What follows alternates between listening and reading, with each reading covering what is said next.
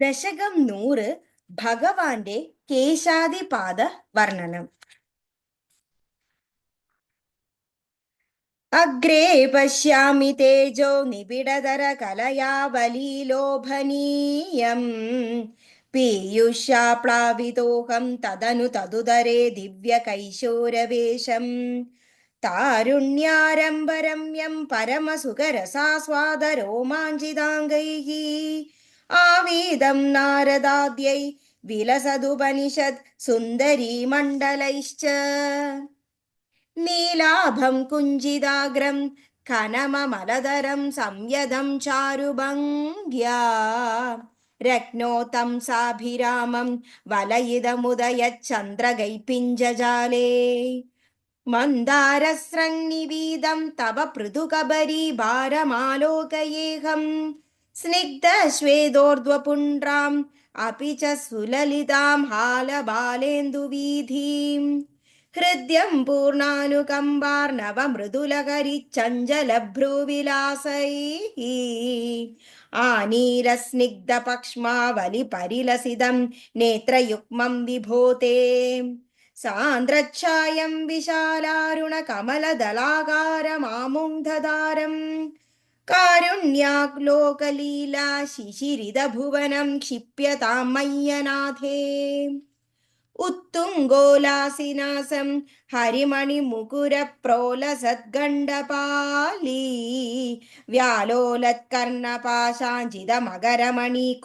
വ്യാലോലത്കർണപാശാഞ്ചിതമകരമണികുണ്ഡലദ്വന്ദ്വദീപ്രം ഉന്മീലദ്ദന്തപംക്തി സ്ഫുരദരുണതരച്ഛായബിംബാധരാന്തക പ്രീതി പ്രസ്യന്തി മന്ദസ്മിതമധുരതരം വക്ത്രമുദ്ഭാസതാം may ബാഹുദ്വന്ദ്വേന രത്നോജ്വലവലയഭൃതാ ശോണപാണിപ്രവാലേ നോപാത്താം വേണുനാളീം പ്രസൃതനഗമയൂഖാങ്കുലീസംഗശാരാം കൃത്വാ വക്ത്രാരവിന്ദേ സുമധുരവികസദ്രാങ്കുമഭ്യാവ്യമാനൈഃ ശബ്ദബ്രഹ്മാമൃതൈസ്ത്വം ശിശിരിതഭുവനൈः സിഞ്ച may കർണവീഥീം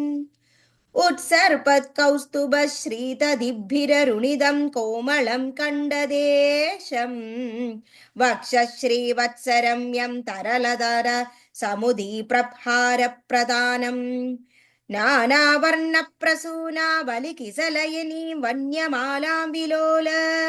लोलाम्बां लम्बमानाम् उरसि तव तदा भावये रत्नमालाम्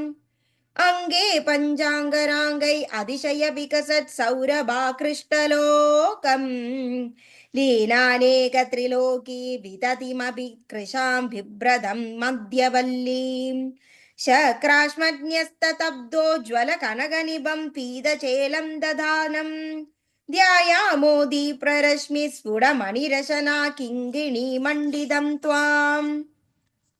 ഊരു ചാരു തവോരു കനമസൃണരുചൗ ചിത്തചോരൗ രമായാഃ വിശ്വക്ഷോഭം വിശങ്ക്യധ്രുവമണിയശുഭൗ പീതചേലാവൃതാംഗൗ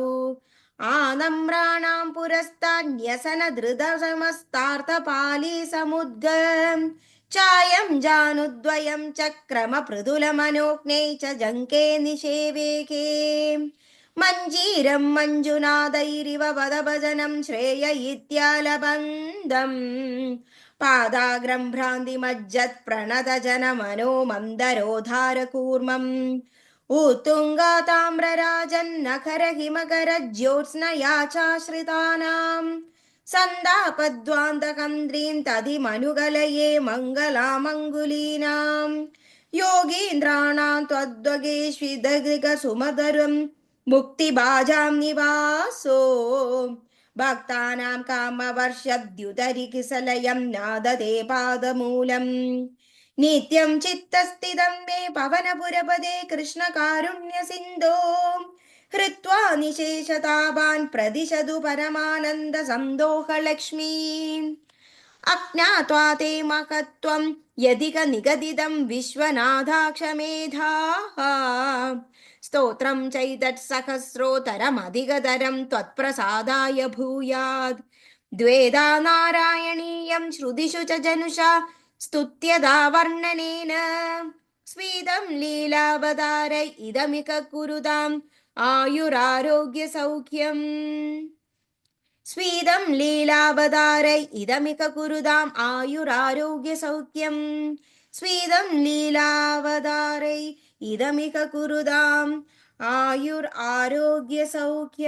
सर्वत्र गोविन्दनाम सङ्कीर्तनं गोविन्द गोविन्द नारायण अखिल गुरु भगवन् नमस्ते।